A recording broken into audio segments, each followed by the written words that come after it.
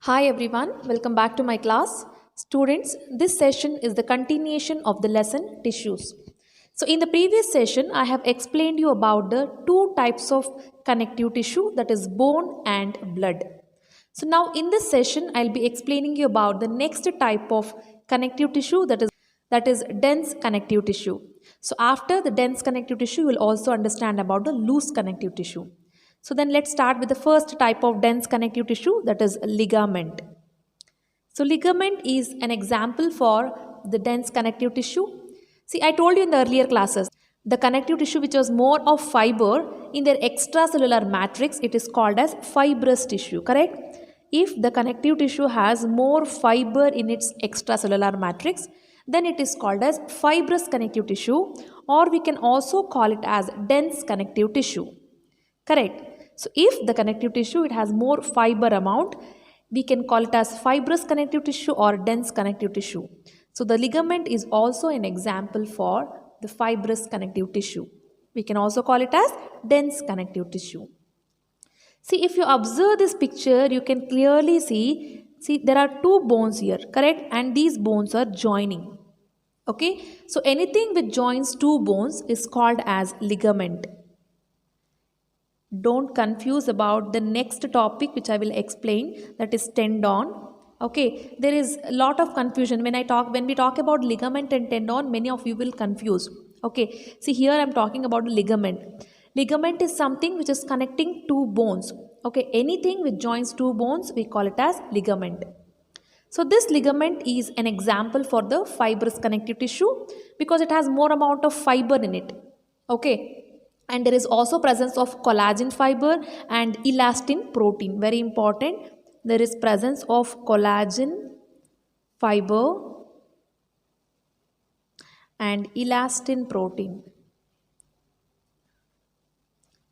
So this collagen fiber, and here it has to be E, sorry. So this collagen fiber and elastin protein, they play a very important role. See this collagen fiber. So this fiber is secreted by the connective tissue itself, and this collagen fiber is present in more amount.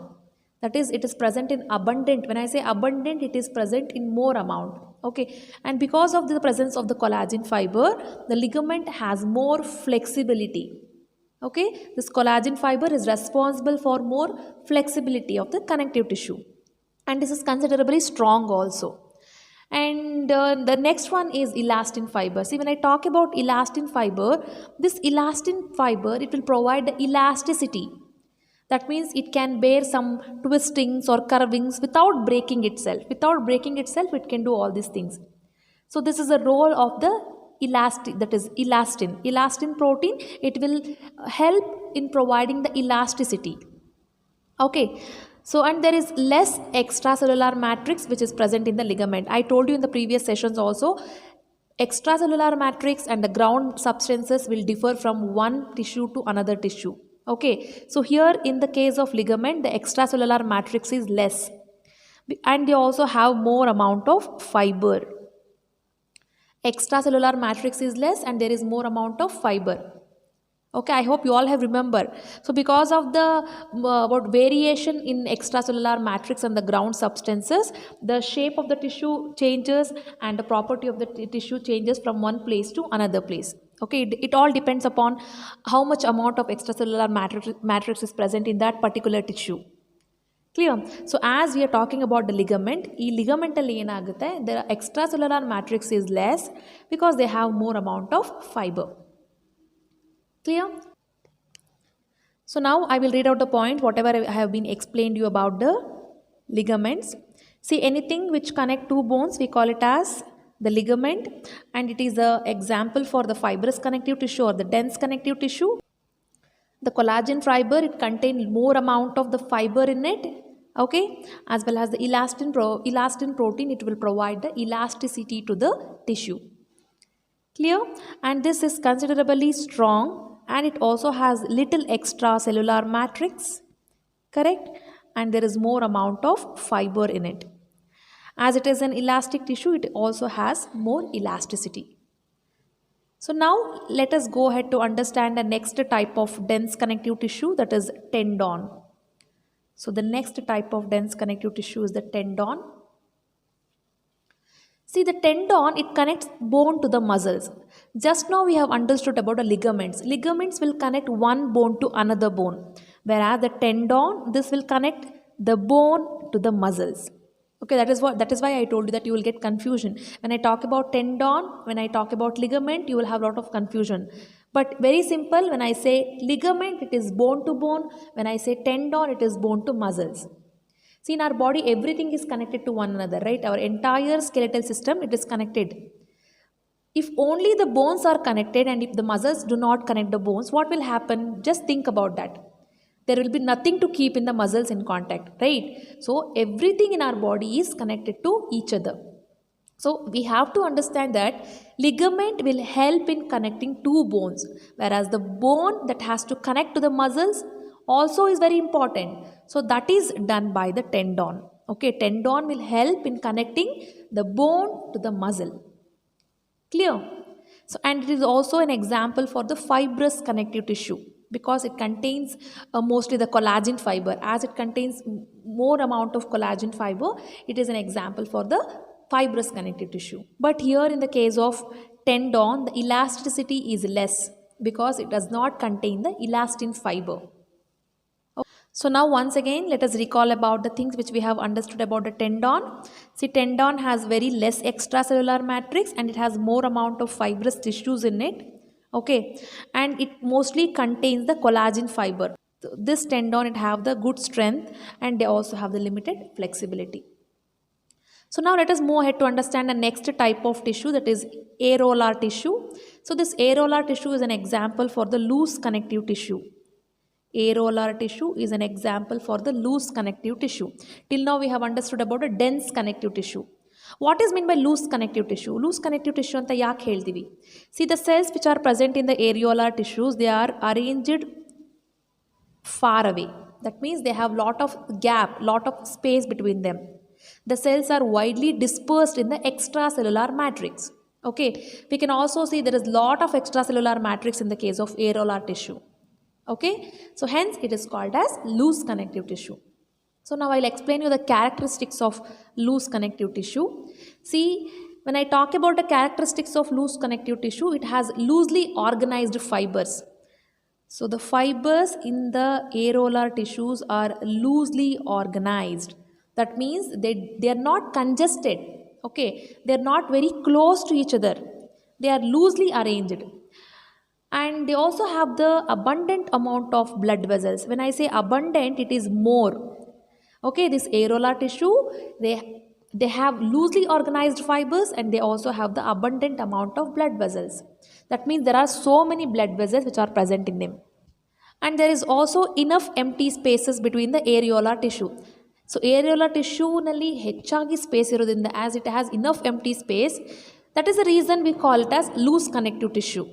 Okay, so what is the purpose of this then? What is the purpose of areolar tissue? Why do we want the areolar tissue? We have to understand. Okay, so this tissue, the areolar tissue, it will actually binds our skin to the muscle.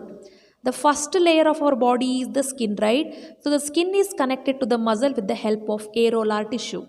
It will bind the skin to the muscles and it will also fills the space inside the organs and holds them in the proper position.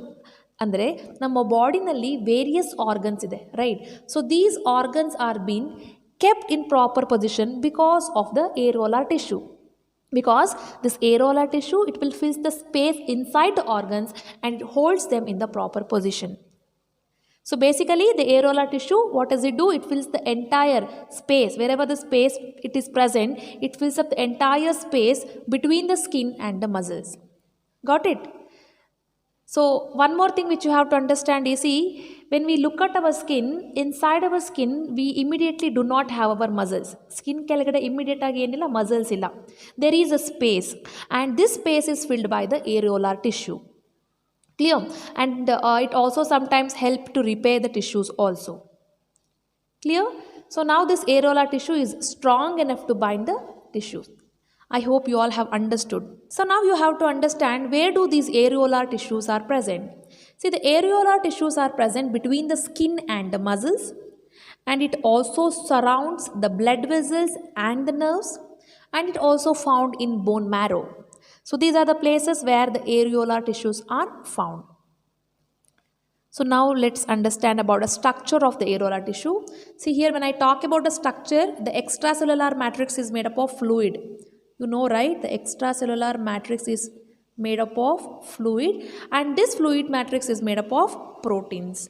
Fluid matrix, it is made up of proteins. Correct. And what are the cells embedded in this matrix? See, when I talk about the cells which are embedded in the matrix, there are so many variety of cells. There are so many different cells which are present in the matrix. Widely spread tissues are the fibroblast. This one you have to understand. The widely spread one are the fibroblast. Okay. So this is in more amount. It is abundantly present. So other than that, they also have the fibers and the ground substances. Other than the fibroblast, they also have the fibers and the ground substances. Clear? So now one more thing which you have to understand here is, in the areolar tissue, inside the areolar tissue, the cells are connected by the ground substance. So here the collagen and elastin, here the collagen and elastin. Collagen and elastin. So these will help in communication between the cells. Okay. So this is all about the areolar tissue. Once again, I'll read out the points. See, the first point which you have understood was, it is an example for the loose connective tissue because the cells are widely dispersed in the extracellular matrix. Correct? So when I spoke about the characteristics, you all have understood it has loosely organized fibers, there is abundant blood vessels in it, and there is enough empty spaces between the cells. Correct? The purpose of areolar tissue is it will bind the skin to the muscles. The purpose of areolar tissue, it will bind the skin to the muscles, and it will also fill the space inside the organs and holds them in the position. It is very important to understand. So it will keep the organs in its position. Sometimes it also repairs the tissues. Clear? So when I talk about a structure, what did you understand? It has, here S is left out, it has the extracellular fluid matrix, and this fluid matrix is made up of proteins, correct? And the cells are embedded in the matrix. There are many types of cells, and the most widely dispersed one are the fibroblast. And these cells are connected by the ground substances like collagen and elastin, correct? And they help in communicating between the cells. So this is all about the areolar tissue. So the last type of tissue is the adipose tissue. The adipose tissue is an example for the loose connective tissue. So we have understood two dense connective tissue, that is tendon and ligament. Now we are understanding the loose connective tissue. The first one was the areolar tissue and the second one is the adipose tissue. Clear? So the adipose tissue is an example for the loose connective tissue, and this is the connective tissue which acts as a fat storage. It will store the fat. It is a fat storage site. We have seen many people who are healthy and people who are obese. Healthy antandre enagirtare, like they are fit and fine. Okay, so obese means, see, they are overweight. Over the people who are with more weight, we call it as obese. Okay, so where do the fat get stored here? So when people start eating more amount of food, and when they do not do exercises, and when they sit in one particular place and work for a long time, what happens, you know, they start gaining the weight. So now as they put on the weight, what happened to them? We start calling them fat. We start calling them fat because see, fats are getting accumulated inside their body. Clear? The fats, whatever the food they eat, right, they are not going to exercise. They are sitting in one particular place. There what happened? The energy is not spent. As energy is not spent, what happened? That fats, they get accumulated. That means they get stored inside their body. So the tissues which is called as areolar tissues, they help in storing the fat. So the main purpose of adipose tissue, is to store the fat. So then where can we find this adipose tissue? See, these kind of adipose tissues, they are found in the bone marrow, okay, and it is also found in the breast region, and it is also found below the skin. See, below the skin is the region where people actually start accumulating the fat. ಅಂದರೆ skin ಕೆಳಗಡೆ ಹೆಚ್ಚಾಗಿ fat ಏನಾಗುತ್ತೆ, accumulate ಆಗುತ್ತೆ, ಅಂದರೆ store ಆಗುತ್ತೆ. So now what is the purpose of this tissue? It provides the insulation against the heat and cold. Whatever the adipose tissue which is present below the skin, it will accumulate the fat, and the fat which is stored inside the adipose tissue will provide the insulation. So as it provides the insulation against the heat and cold, what happens? We will have differentiation in the people who are fat and people who are thin. Below the skin is the region where people actually start accumulating the fat. Fat ಅನ್ನೋದು ಎಲ್ಲಿ store ಆಗುತ್ತೆ? Skin ಕೆಳಗಡೆ store ಆಗುತ್ತೆ. Okay, so now what is the purpose of this tissue? This tissue, it provides the insulation against the heat and cold. Heat ಇಂದ ಮತ್ತು cold ಇಂದ ಏನು ಮಾಡುತ್ತೆ? ಇದು ಪ್ರೊಟೆಕ್ಷನ್ ಕೊಡುತ್ತೆ. See, when lots of fat accumulated inside our body, what happens? Let me give you an example. See, on a summer day, if two persons, the one who is very fat and the one who is thin, when they go out, what happens, you know? The person who is fat, they start sweating a lot than the one who is very thin. Similarly, on a cold day, the person who is thin, he feel more cold than the person who is very fat. Why it is? Because, see, it is because the fats which is accumulated in the body, it protects against the heat and the cold. So that is one purpose of the adipose tissue. Okay, it provides the protective padding to the organs, and it also protects against the heat and cold. Apart from this, adipose tissue also provides cushiony like feeling to the organs. Okay, it reserves the lipids which can be used as a energy when it is needed. That means even you are starving. For example, morning if you did not have breakfast, what happen? You feel like starving. So even you feel starving, you can survive for some time. You can be active for some time. How is this possible? This is possible because of the adipose tissue. Because adipose tissue, it stores the fat, right? And that stored fat will convert into energy when you are hungry, when you are feeling starving. Clear? So these are some of the important functions or the role of the adipose tissue. So now when I talk about the structure of the adipose tissue, see, in adipose tissue the extracellular matrix is not seen. Okay, and there are also so many types of cells present in the adipose tissue, but the most abundant one is the adipocytes. The most abundant one is the adipocytes. Adipocytes is the most commonly seen. Okay, so the cells of the adipose tissues are called as adipocytes. Clear? And here the fats are stored as the large globules. When I say large globules, it is like large cells. The fats are stored as the large globules in the adipose tissues. So when does the person become obese? When the number of adipocytes increases than the required number, he or she will become fat. That means when he eat more amount of oily food, when he eat more amount of food and he does not work and he sit in one place for a longer period of time, in such conditions what happen? He will gain his weight. Correct? How do he gain his weight? Because the adipose tissue is storing the fat, because the energy is not being utilized. Correct? As the energy is not being utilized, he is increasing the number of adipocytes in his body. That is the reason what happened, he will become fat. I hope you all have understood about this. Okay, so now finally I will recall about the adipose tissue. See, the first point which you have understood is, it is the connective tissue which is mainly act as a fat storage site. Correct? It is found in the bone marrow, breast region, and also below the skin. It provides insulation from the heat and cold. It provides a protective padding to the organs, and it reserves the lipids which can be used later as the energy when we need it. Clear? I hope you all have understood about these points. So by this we have done with the connective tissues. In the next session I will be explaining you about the muscular tissue and the nervous tissue. That's all for this session. I'm signing off. Thank you.